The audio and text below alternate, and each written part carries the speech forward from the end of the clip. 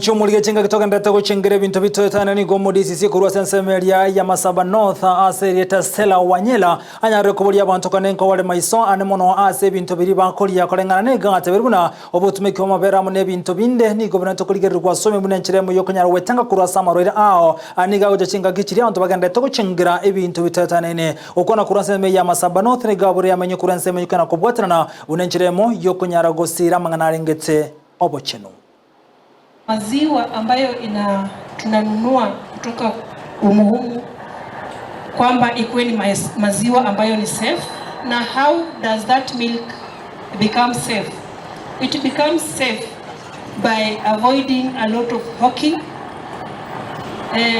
transporting milk in plastic containers, na pia to avoid kukula nyama ambayo haijakaguliwa na Public health officer alikuwa hapa akaongea juu ya liquid waste management. Akasahau kuambia pia what we take in can destroy our bodies. It has to be safe for our consumption. So mambo ya usafirishaji na hawking ya maziwa haikubaliki under the existing livestock sector rules and regulations. We are on RRI. This is the 10th day since the RRI was launched. So juzi on Monday launch ya Nyamira County. The following day launch ya Masaba North Sub-County. It is going to be a multi-agency approach in terms of regulation, enforcement of the livestock rules.